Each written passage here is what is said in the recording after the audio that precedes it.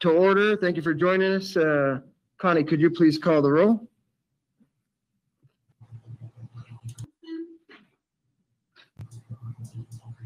Adamson? Here. Ray?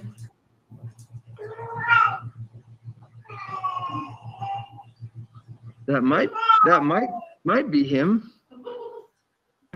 Ray? Okay, he's dropped off. Cheatham? Yes, here. Lyric? Yes, here. Ortega? Yes. Stevens? Here. Glad here.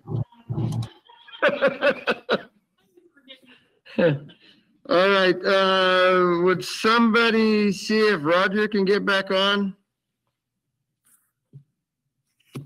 So we'll just jump right into the meeting here with we're here for a special city council meeting to it's been requested that we have a discussion on the ordinance for wearing a mask face coverings ordinance.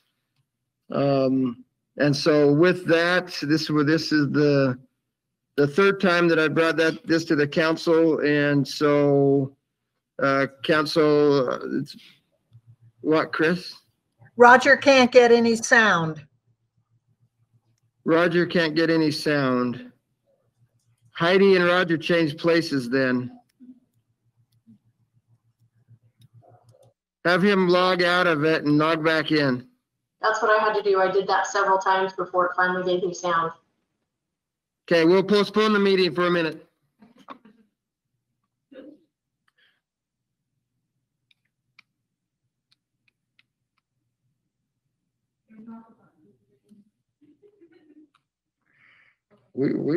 We always talk about good things.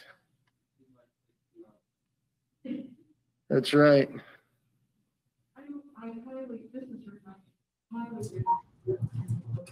Roger is trying that log out, log back in strategy. Okay. See if we can get him to do that. That'll be great.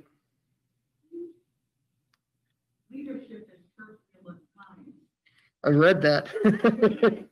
It is good.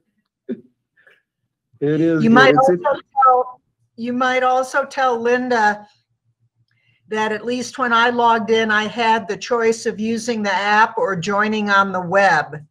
And I joined on the web. Maybe if she makes that choice, she can not have to be on the phone.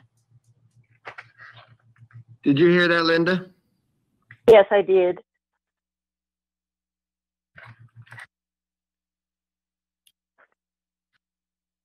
I don't know how to mute me, but maybe I don't ever mute me.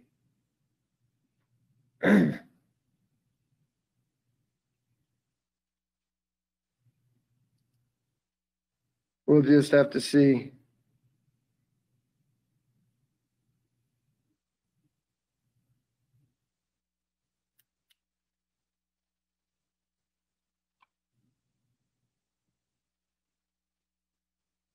Okay, Roger's back, it looks like. Can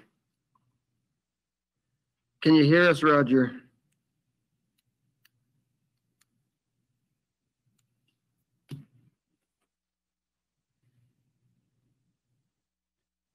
I don't think you can hear us, Roger. Yes, it does.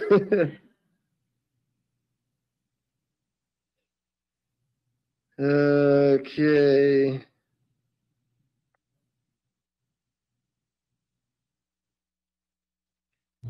Roger. I called Roger. He doesn't have any sound. He's gonna join by phone.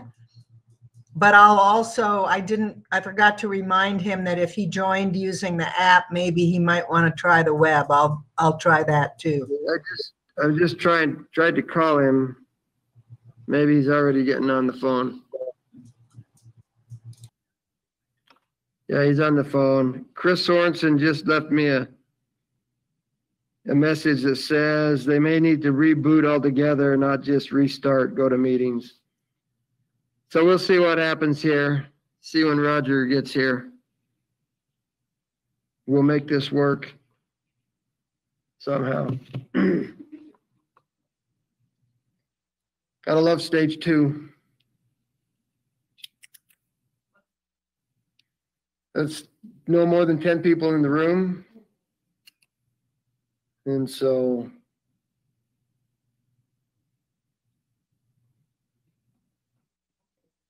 that's what stage 2 is.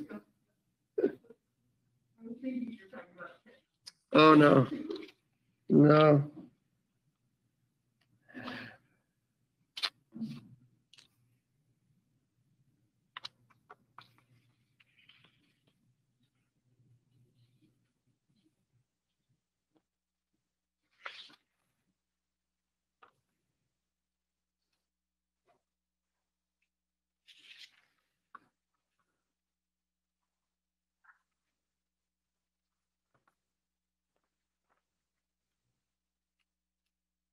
Hey, I'm not hearing Roger.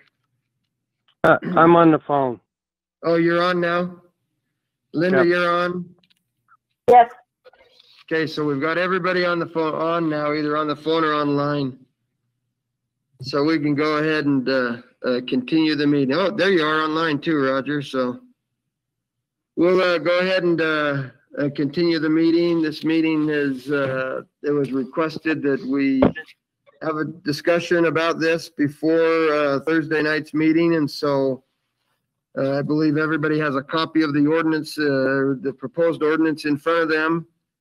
And with that, Council President, what I want to make sure we do is just want to remind you, there's 6 of you. If there's 6 different ideas, our attorney doesn't know how to rewrite this ordinance. And so we'll need to come up with a consensus on any and all ideas. And that is if we want to continue to move forward with the ordinance. If the council so desires to, as a whole, to not, then we will pull it off the agenda and we'll go from there. But that being said, I'll turn the time over to you, quite frankly, to be able to give us some input here. Heidi, go ahead. Okay, thank you for agreeing to have this meeting, Mayor. I know you sent out a notice to all of us that you would be placing this back on the agenda, and I thought it was important for us to have the chance to talk about it and also to get input from the community. One thing I'm concerned about is that we have so much negativity and blaming and rudeness and anger, and I would not like us to do anything that's going to increase that or cause more arguments and that type of thing in the community. So I was going to suggest that we could do a public survey. And I know that technically people have the ability to email us and have their voices heard. That's what they did last time. We got hundreds of emails and I read every single one of them. I know if not all of the other council members, I know at least a majority also read every single one of them. And I still heard from some people that they felt like their voice wasn't heard, or that they thought maybe we hadn't really read all of those hundreds of emails because it was impossible to reply to them all individually in a timely manner before our hearing, so, or before the vote was to take place. So I just wanted to see if everybody would be willing to do that. So that people feel like they have the time and the input, and regardless of what the decision may be, people could feel like their voices were heard. We know that the school board recently had a lot of criticism about, you know, decisions they made that they felt like were in the best interest of the community, and so they've tried to do more surveys. And as a parent, I've received those also, and I've appreciated them, and I feel like others in the community have as well, and I've heard that. So I just wanted to see if people would be willing to do that. And also I wanted to ask if we could have Chief Shy give us some input on how he feels about this and what impact it might have. Roger?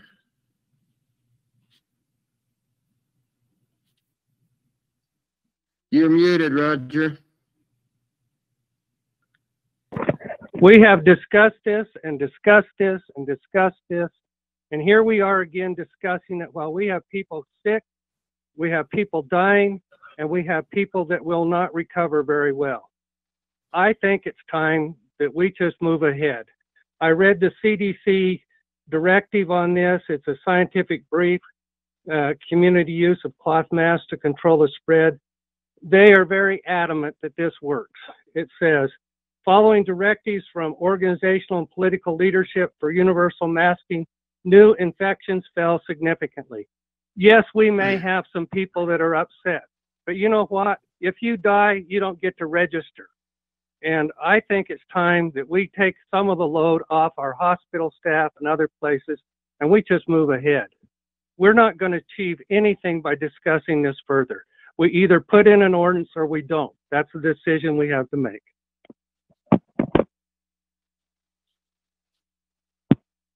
Okay.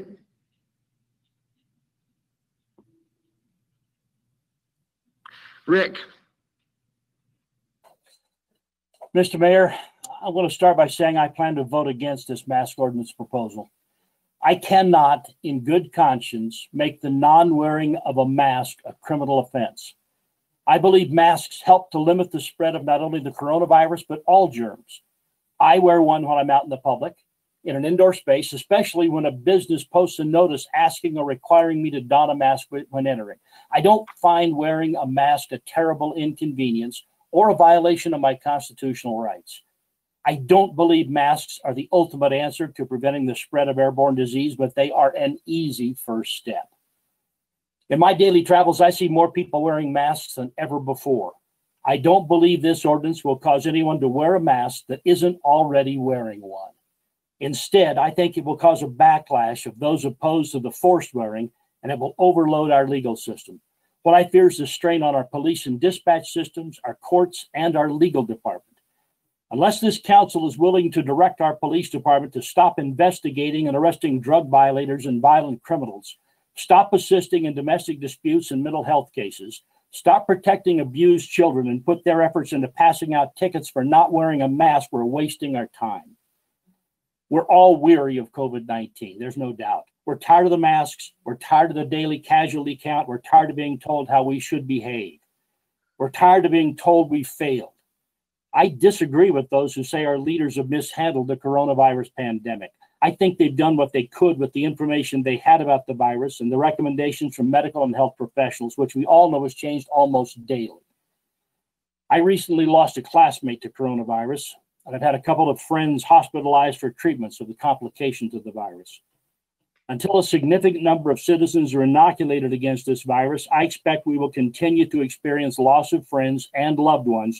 So I encourage everyone to follow the health department recommendations to wear a mask, wash their hands frequently, and keep potential infection surfaces clean.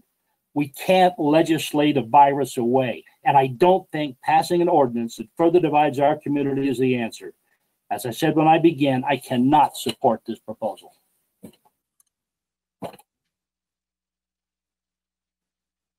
Okay, anyone else?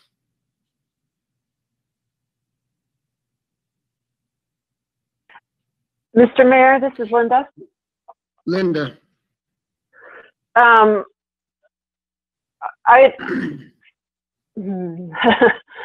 I think that things are, I mean, obviously things are getting worse. Our numbers are going up. And I think that we need to do something to address that. I don't think masks are the be all and end all. I mean, we know they work. I think the science on that is settled. The people that are saying that we believe masks are going to completely stop the virus, I don't think any of us are saying that, but they do slow the spread. And anything we can do to save somebody from going through this and to save somebody's lives, I think is worth doing. I'm not sure what's to be gained from delaying action here. I'm curious though to ask about the survey that Heidi is proposing, how we would do that and when we would do that and what that would mean for this ordinance. Can we talk a little bit more about that? We can absolutely talk more about that, and it looks like Heidi's ready to go. And by the way, I have Chief Shy in here as well if you want to hear from him. But go ahead, Heidi, and talk to us a little bit about the survey. What could I say one more thing before we get into that? Sure. I said when we talked about this last time that I really don't think that the emphasis should be on enforcement. The point here is not to criminalize this or to be having our police running around giving tickets to people. The point is to more strongly encourage people to wear masks. And I think there are some people out there who maybe aren't religiously wearing them, who would maybe do so if there was a mandate. It won't make everybody wear them, but it might make more people wear them. And if we can get those numbers up, it helps our community. So I don't think our emphasis should be on enforcement, but I would like to hear from Chief Shy. Okay, Heidi, you want to talk about the survey you're thinking? Yeah, well, I wanted to say, Linda, I think you are definitely right. Masks have been shown to slow the spread, and our numbers are getting worse than they were before.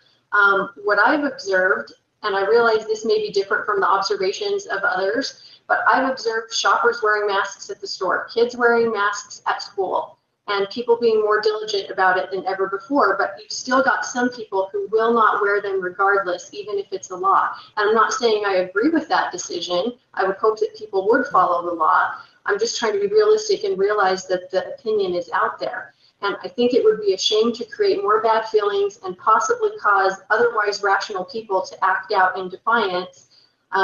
If our effort isn't going to be enforcement, I just question why we would make it a law. I feel really strongly that if we're going to have a law, it should be enforced.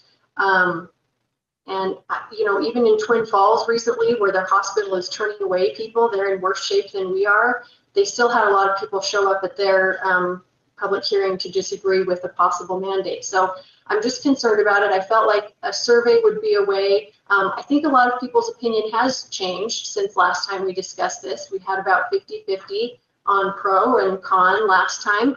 And it would be interesting to see if people have changed their mind. And it might actually help some of the people who are opposed to an ordinance to feel better about it if they knew that a majority of their friends and neighbors supported it at this point. So I just felt like that would be something we could consider.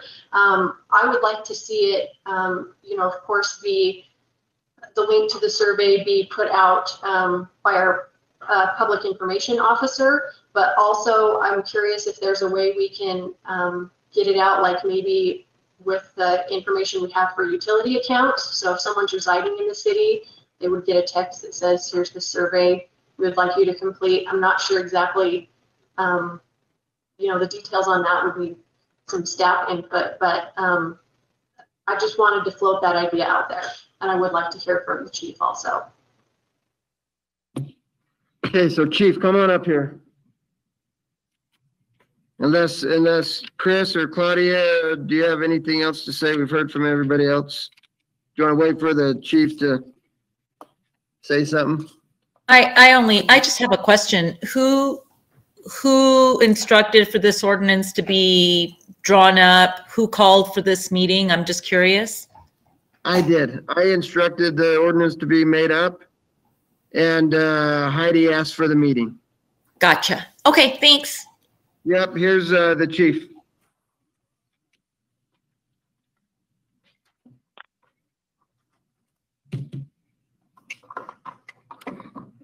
Mayor and members of council, Chief Roger Shy, Pocatello Police Department. A few things that I would bring to light that if this were a law, I do agree that you need to enforce laws. It's kind of like traffic. If you are out enforcing traffic, the whole purpose behind that is if you stop a speeder 10 to write a citation or to curb some type of behavior. That's why we have laws and we enforce those laws. When I talked to Chief Fry up in Moscow, he stated that calls for service dramatically went up in about a 3-month span. Calls for service went up by about 1,000 in that just over 3 months. It inundated their dispatch center, and it pitted them between them and the community a lot. So we had to do a lot of different outreach. So those would be my concerns. I think there's some unintended consequences that I've discussed before. If we go and somebody doesn't want to provide identification, if they're not wearing a mask, then we will have to, it kind of digs us into a position that we can't walk away from. If somebody's not going to provide us with information and we're trying to take enforcement, and it can become an obstructing and delaying issue where we're forced to do something. And I don't want to be a community that ends up like I've seen on some of the national news where somebody has been approached by an officer and they have strong feelings about whether they're wearing a mask or not, and they end up using force, or there ends up being an altercation between them and the police, and it makes the situation worse. So I do agree that wearing one is the right thing to do. When I go over and visit my parents, I wear one. I keep my distance from them. I mean, they're in their 80s, so they're in that target range. So when I think about this, I don't take those lightly, because I think all of us have skin in the game. So I think we need to balance this out. I think we need to look at this, and when I go out, I've seen mask usage gone up across the board. If I'm in Costco, everybody I've seen has a mask on. There may be one outlier, but then they're contacted by the staff there. I was in Red Robin eating, and I watched the manager come over and talk to somebody who had forgotten to wear a mask into the business. That person promptly reached into their pocket and said, "I forgot to do it." And the manager told them, "Just wear it when you go out." And the person did. So I think for the most places, when you go into a business, people are compliant. I was in Fred Meyer, everybody had masks on. So I think it's going to put us in a situation here where if you're going to do this as a council and make the ordinance, then realize that it's going to stretch our resources a little more thin. And right now we've had several calls for service. People are on edge right now. Our mental health calls are up. Our disturbances are up. Our shots fired calls are up. We've been dealing with a local group of people that has been doing some things that could end up in potentially some violent situations that we've been following up on and trying to fix that. But if we're going after, people calling in, because they did at the beginning of all this, people were calling us up and saying people aren't socially distancing in the park. And we would send officers out there, and they were usually gone by the time we got there. And what we're going to be doing is going around and enforcing essentially an infraction and writing tickets. So, and we generally do not let other citizens sign other citations on other citizens. But I don't know, is that something that's in there, Jared, that they can do on this? Okay, and so that's generally something we do not allow other citizens to sign complaints against other citizens for infractions. So I agree. The decision is on the council, but I would caution the council that there are a lot of unintended consequences of this, and you're going to get people that are passionate on one side of it or passionate on the other side of it, and there's not a lot of people that are in the middle. And I think that if you have somebody who's very passionate against it and we go and contact them, that has a tendency to become a volatile situation. That's something we do not want to have happen. But, I've seen increased compliance in the businesses until we roll back to stage 2 when there was an event. I can tell you that I was at a cross-country event before we were rolled back to stage 3. And most people up there had masks on, and we're distancing out. So I don't know what the answer is. I have real concerns about an ordinance that we are asked to go out and enforce.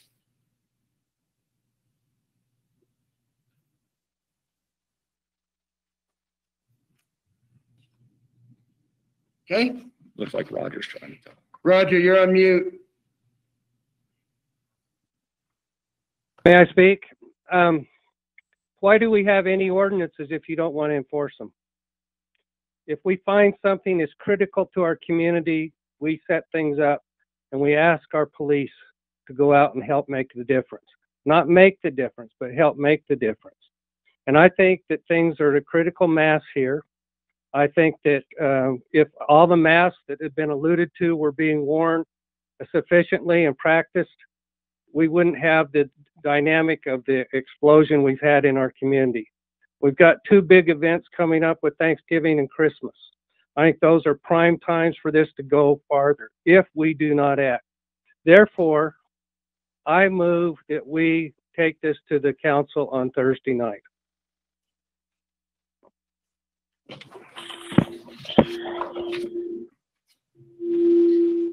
Okay, I have a motion on the floor.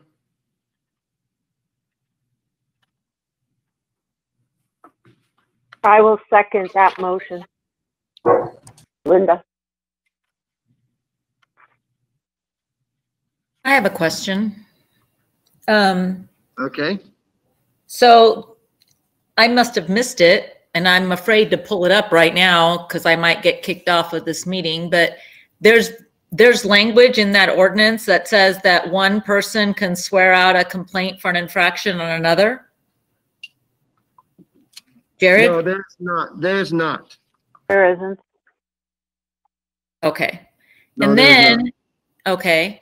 And then my other question is, I sent Connie an email regarding this yesterday, which I'm sure she disseminated properly, but if there's going to be an ordinance, there needs to be some language in there about revisiting that ordinance every 30 days in order for the council to determine if that ordinance is going to stay active or if it's going to get rescinded.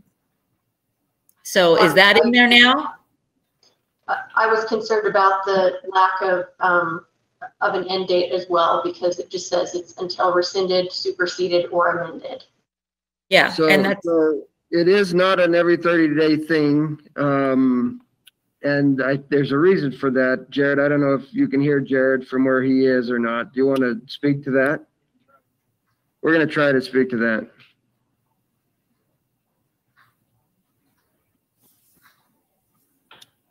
You may have to come down here. And I can if I need to. Can you hear me okay, Oh. Council? We got it. We certainly can put an end date on it. I would suggest something that would land on a council meeting so that it doesn't just expire with a few days between meetings. And I would also suggest longer than 30 days if your intention is to keep the 30-day grace period, if you will, that's in there right now. And now it has that no citations will be issued for the first 30 days that it is in effect.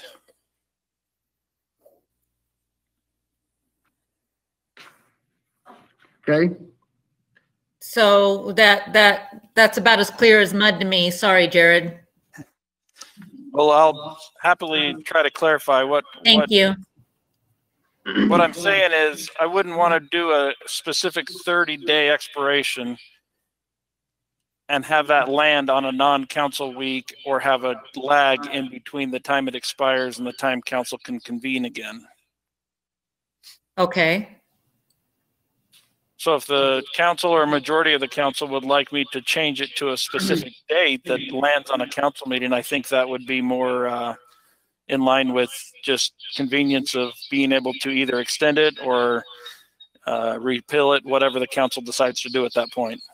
Yeah, and I guess I misspoke, but when I said 30 days, I meant just so that it's revisited on a monthly basis and can be addressed on a monthly basis, not specifically a 30-day window is what I meant. I wasn't very articulate. I'm sorry. No, and that makes sense. What maybe we could do, if that's the direction of the council, is to have this revisited at the second council meeting of each month, so that that's approximately 30 days, and that can be built into it if that's what the council desires.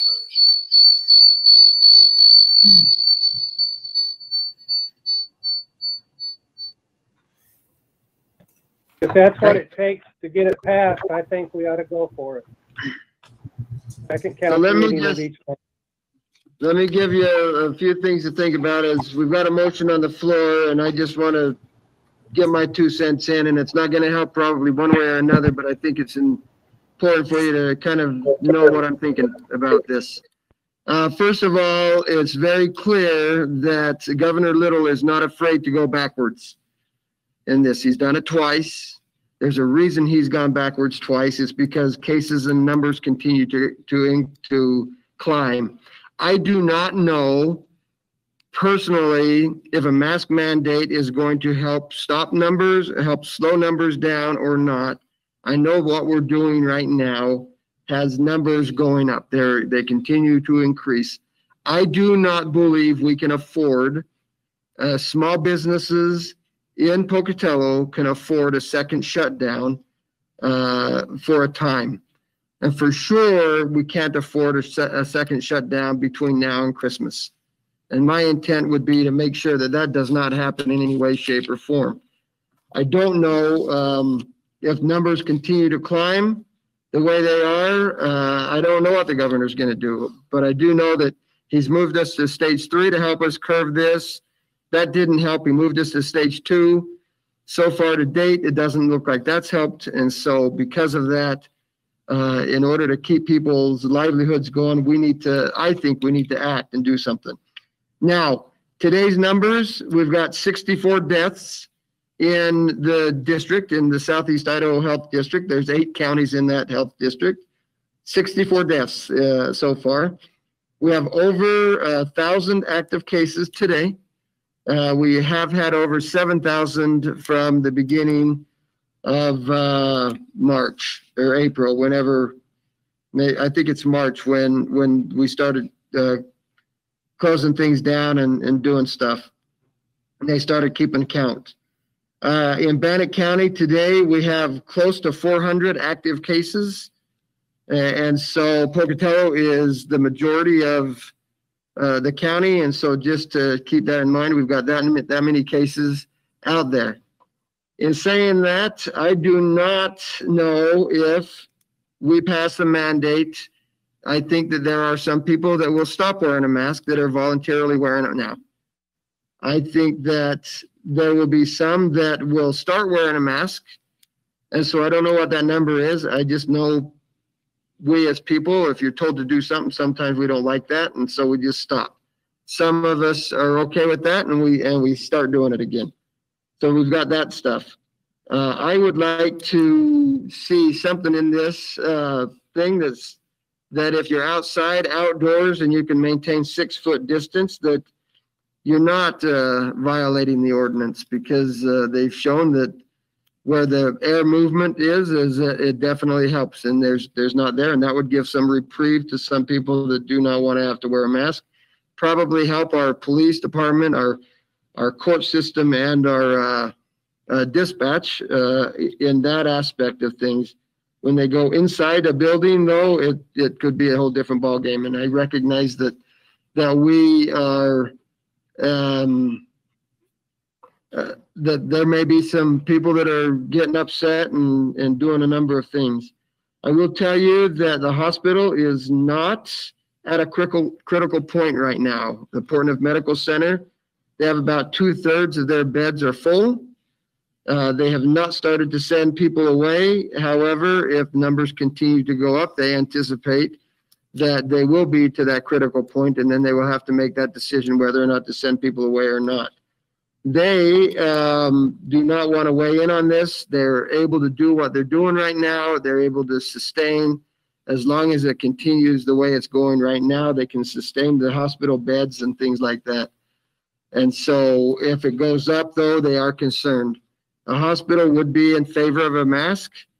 Southeast Idaho Health District, the people that run the health district, the employees are wanting and asking for a mask mandate. They think that it would be good. However, the board that serves for the Southeast Idaho Health District have refused to implement a mask mandate throughout the district. They will not do that. I don't know why they won't do that, but there are some reasons they won't. And so that is something to keep in mind as well. And also the survey that we're talking about, if we wanted to put it in the newsletter and stuff like that, December's newsletter is already at the printer. And so the earliest we would be able to get that in to the newsletter, the mayor's newsletter, would be in January. And I'm happy to do that. But at the end of January, you would look at the end of February before you would really get any feedback from the newsletter, probably the middle of February on that. And then we would go from there. So in order to do a survey for that, November, December, January, the middle of February before we would have an answer to that. So you're looking at March before we would really have a whole lot of input if we use the newsletter for that, but we're definitely able to do that. And it was me that has asked for this. I've asked for this 3 different times. This is the 3rd time. And so I leave it to the council to do what they would like to do. Heidi has something, and then I do have a motion on the floor. And so we will vote on that motion in a minute after we have some discussion. And if I could, I'd like to make one more comment after Heidi, Mr. Mayor. Okay. I agree that it would take too long to wait for publishing of the newsletter and send it out that way. I was more curious about using phone numbers that we had on file to send out a text message or something like that, so it was more immediate. But I'm curious about the decision of the health board not to do a mandate. The other health departments have done a mandate in surrounding areas, and someone can correct me if I'm wrong, but even though I believe Idaho Falls is under a mask mandate because of their health department, I don't think their numbers are better than ours. That's not me saying that I'm against wearing masks and I'm against people, taking precautions to keep themselves safe and stop the spread. That's not it at all. I don't want anyone to misunderstand me about that. I hope that people will do the right thing and that they will take precautions to stop the spread. I just don't think it's realistic to believe that we're going to eradicate it and completely drop our numbers. Most of the cases I've been hearing about through the grapevine have been, people at private events in homes and things like that. And I'm sure there have been some that have been public as well. But I'm curious about that decision by the health board. When we had the health professionals come and talk to us, it seemed like we were all trying to be on the same page and everybody was feeling pretty good about their plan, as we move through the different levels and what would be the result of that. And maybe other people disagree with me, but I think a lot of people feel like the city council we're not health experts. We can listen to the health experts, but we're not really health experts. And I feel like it would be better received if it came from the health department than from us. But I am still curious to see if anybody's willing to take the opportunity to get some additional public input. It may not change the council's decision. The council may decide to move forward with the ordinance anyway, but I think it would be important to let people feel like they had a chance to weigh in and that they had a chance to be heard. I know there are a lot of people who are nervous about standing up and testifying at a public hearing, but they would be willing to do a survey and submit comments. And some people are worried about having to sit down and take the time to write an email letter, but a survey seems like a simple, easy thing that we could put together to give people the opportunity so they felt like they were listened to. So let me just, Linda, before you comment or say anything, I want to just say really quick, I'll speak to the Idaho Falls thing that Heidi just brought up. Heidi, brought up Idaho Falls. I believe they do have a mandate. The numbers have not dropped with the mandate, and so that, from what I understand, they haven't seen a drop in those numbers. Now, Madison County, up there, you have a school up there that is, you've got students that are trying to get COVID, and so they can get extra money when it comes to donating their plasma. And so I don't know what that weighs in on the District 7 health district and stuff, and how that's skewing the numbers, but I'm sure it definitely is. I would also just comment, Twin Falls just went through this at a city council meeting. They had it as a public hearing. There were 5 hours of comments back and forth, and the council decided to vote no on a mandate. And Twin Falls is sending people away from their hospital, and as they are in Ada County as well. So something else to make this decision a little bit easier.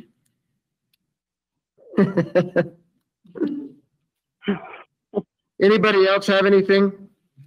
Yes, I'd like to. I'd like to, that's okay. I'd like to comment on a few of your points and Heidi's points. I'll start by commenting on the idea that we are not doctors or medical professionals, and certainly we're not. But I think we do need to listen to the doctors and the medical professionals, and they are overwhelmingly asking us, whether it be in the meetings where we've asked them to come and talk to us, whether it be in our conversations, whether it be in their own policies that they're creating, or through the emails and letters and calls that we've received. The medical community has overwhelmingly asked us to pass an ordinance. So I think it's pretty clear that the medical professionals are in support of this. I do want to address another point about that maybe some people have changed their minds. And from what I'm hearing from people, I think they have. And I think what we've seen in our emails this time suggests that many people have changed their position on this. The last time we received hundreds of emails, they were more evenly divided. This time it seems it's shifted in favor of a mask ordinance. So I certainly have no problem getting feedback from people, and I want to get as much feedback from people as we can. My concern with the survey, I mean, I think that's a great idea. I understand that people sometimes are hesitant to come and testify if we have a public hearing. Also, given the restrictions right now of having been moved back to stage 2, it's very difficult to have a public hearing. We're limited in how much space we have for people. So for all those reasons, the survey might, make it easier for people to give us feedback. However, I'm very concerned about the delay that the mayor mentioned. If that's going to put us into February before we could even begin to do something, I think that's a problem. And the other thing I wanted to say was the comment about businesses and the economy. Absolutely, our first concern and most important concern is people's health. Public health comes first. People's health and safety is the thing that I know that we are all first and foremost concerned about. But the second thing is definitely our economy and keeping our businesses open. It would really hurt us if we have to have a shutdown. And I think anything we can do, masks we've all talked about, they're not the silver bullet. They're not going to just make COVID go away. But anything we can do that can, either save lives or help somebody not get sick, but also keep our businesses open and keep our economy going, I think we have to consider. The last thing that I wanted to say, and this is kind of a question, is the legal question. And maybe Jared could speak to this, because Rick mentioned in his comments the problem of having to, you know, overworking our legal department, that there will be people that will fight this. So I'm concerned about what our liability is with an ordinance. I know that legally we have the authority to pass an ordinance. I don't have a question about that. But if we do pass one, what kind of liability do we have? I mean, do you foresee people fighting this legally? Do you see problems coming up with that? Can Jared speak to that? Yeah, he can speak to that. Yes, thank you, Mayor and Council. We do expose ourselves to liability every day as a city, but passing this ordinance and enforcing it is something I think we have a constitutional basis to do. I don't think it subjects us to unreasonable liability. Are people going to fight it? Very possibly. Are you getting a lot of feedback? Just that noise that you're hearing. Okay. Why don't I come down to your It looks like they are too. Why don't you come over here, Jared? Can you? We'll have Jared.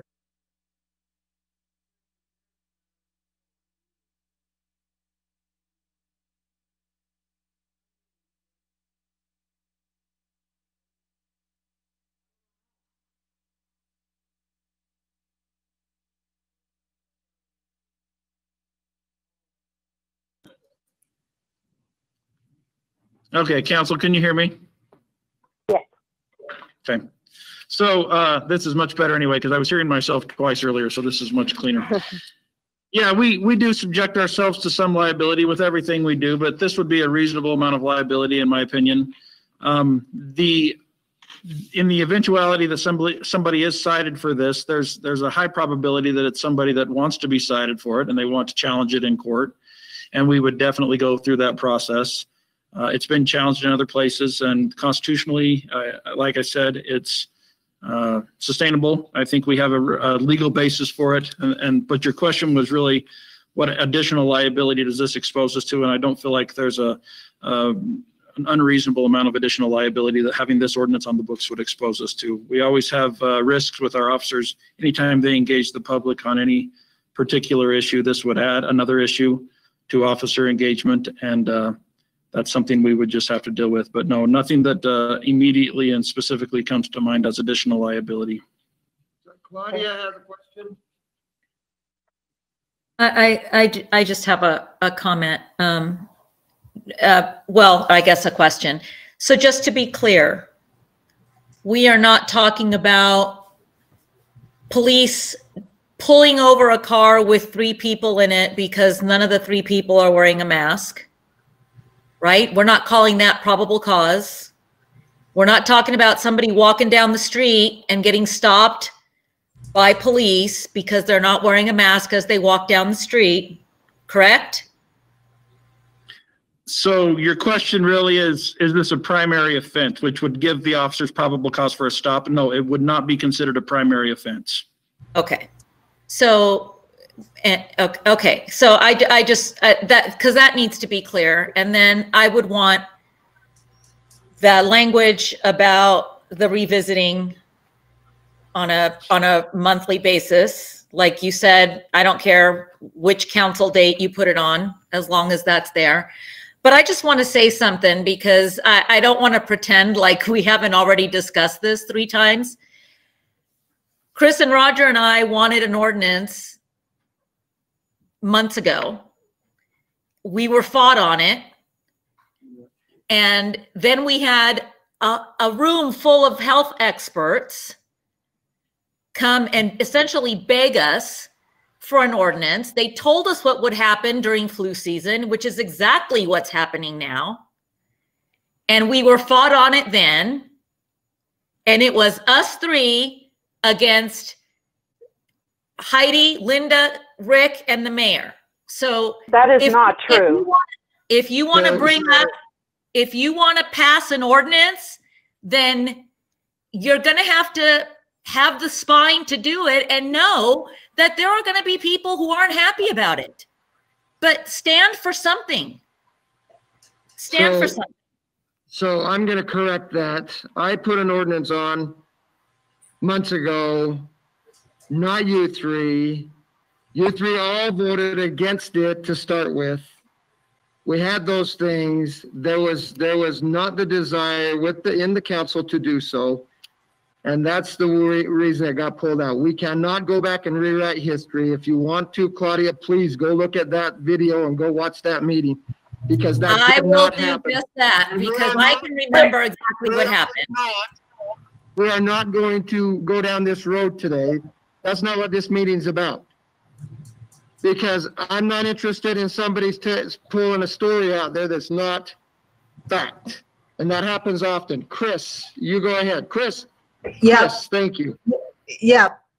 I just have a very short comment, and that is that one of the difficulties in terms of numbers and masks is that we can't measure the cases that don't occur.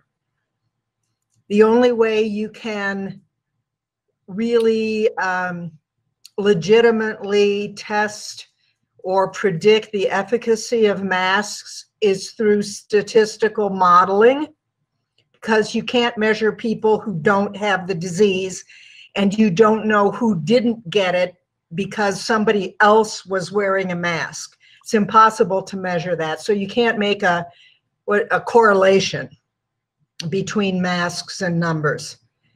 Only statistical modeling can do that. That's been done repeatedly all over the country by a vast array of reputable institutions.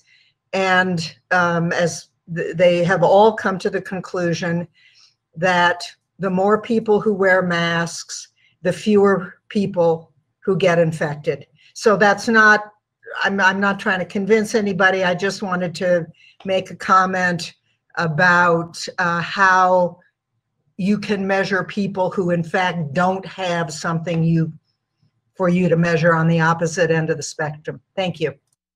Okay, thank you. Mr. Mayor, could I make one more comment? Sure.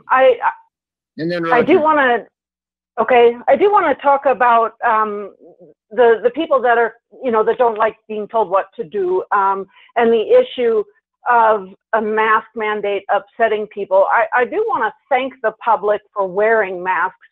Many of them are, and I've seen mask wearing go up tremendously over the last several months. So we know that people are wearing them.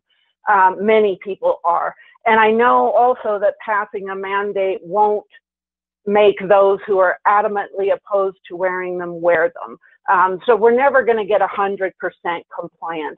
But there may be some people out there who don't wear them, who, if we had a mandate, they would comply because they're law-abiding citizens. So it isn't to be punitive. It isn't to try to, tell people what they have to do. I don't think any of that is the purpose here. And I know most people are choosing to do the right thing on their own. And I very much appreciate that. But if we can get a few more people to wear them, and as you said, we don't know for sure that this will make our numbers go down, but we know for sure right now that they're going up. So if this can have the effect of bringing them down even a little bit, then I think we need to try it. If it doesn't have that effect, we have the opportunity to undo it. So if it ends up making things worse, we can undo it. But I think it's something we haven't tried yet, and based on the numbers, we do have to try it. So I would be in favor of putting some language in there that makes us revisit this on a regular basis. I don't know if that's 30 days or not, but whatever that is, I'm in favor of that. And one last thing that I would like to see added to this, and I believe it was in the previous ordinance that we had drafted, but I don't remember seeing it now. And you mentioned this, I think, some language about when people are out like if you go for a walk and you're not with anybody, or you're only with your family member, and you're not, you can distance yourself safely from anybody else, that you wouldn't have to wear a mask, so that people can go outside and go for a walk or go enjoy themselves, but they're not around anybody, they're not endangering anybody, and that would be okay, that they're not going to be cited for going out for a walk without a mask, as long as they are maintaining safe distance. Council, I'll address those 2 points because they've been brought up a couple of times. First of all, as far as revisiting the ordinance, I'd like to go through some suggested language to make sure you're comfortable with that, especially before a vote on the motion that's on the floor.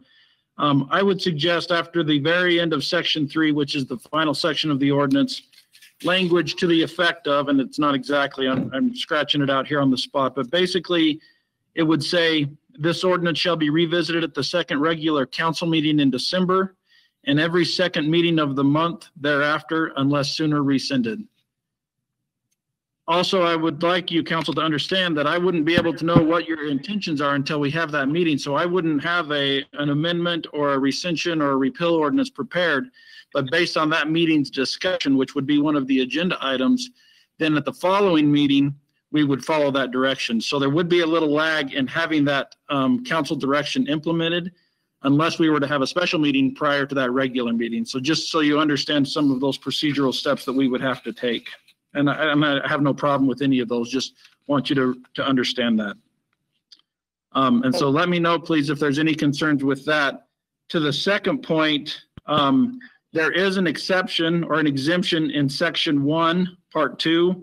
It's the very last one. This is on page 3 of the ordinance. And it does exempt outdoor and or indoor public places where people can maintain social distancing as recommended by the CDC. So I think that would cover the concerns that were brought up earlier as far as being outside. Now, certainly some outside events might not lend itself to proper physical distancing, and so those wouldn't be part of the exemption. But I think that phrase covers some of the concerns and some of the issues that have been brought up in this meeting. Is there any questions on either of those things that have come up?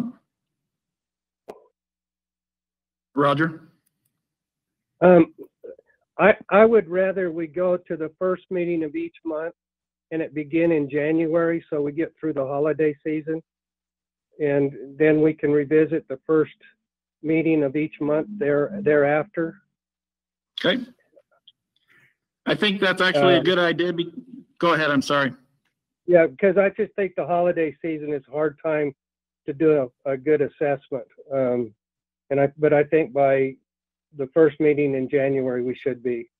So that I would just say, I would change my motion that if we put in the clause that we revisit this on the first meeting of each month beginning in January. Linda would need to second that amendment. I second that. I'm good with that. I think that's better than doing it in December, because we have put the 30 days grace period in there, and December meeting would be getting very close to that. So that's going to give you, council, a little more time for that grace period to take effect. It's also going to guarantee that whatever the council decides at that first meeting in each month, that the action can happen at the next meeting with it, which is always 2 weeks beyond that. Sometimes it's 3 weeks, and so then you don't have that concern. So I could definitely make that change unless a majority of you are against that change. Okay. Go for it. Okay, Chris. Yes. I just to build on some of Linda's points, I think it's important. I would like to personally acknowledge to folks out there who have an aversion to the government directing what they can and can't do with their body and their medical choices. I don't happen to be a big fan of having government tell me what I can and can't do with my body and what my medical choices and decisions must be. However, And I say that because I want people to be assured, and if I'm not speaking for other council members, you know, please correct me, but I feel secure in saying that neither you, Mr. Mayor, or any of the council members are proponents of increasing government invasion into people's lives. And I say that it probably won't make a scrap of difference to anybody, but my conscience will be clear because we have acknowledged the perspective and the right to have that perspective from other folks. We are in I hope, a situation that none of us will ever have to live through again in terms of this kind of public health threat. So I think this is a very exceptional, I hope this is a very exceptional situation, but I do want to acknowledge, I think it is important, which also I think goes to Heidi's point, I think it is important to reassure people that this is not some sort of covert government creep. Thank you. Okay, any other Mr. Mayor, I discussion? move the previous question. I move the What was previous that? question. We need to vote on the motion. I want to make sure that everybody's been heard. I agree. I I'm can ready to move do the that. previous question. Okay, then with that, we will go ahead. We have a motion on the floor from Bray, a second by Lyric. It is the substitute motion that we're voting for right now. No, it was an amended motion, not a substitute motion. I'm sorry, amended motion that we're voting on. Thank you for the clarification. Linda did second the amended motion. I wrote substitute, don't know why. Okay, with that, Connie, would you please call the roll? Bray? Yes. Lyric? Yes.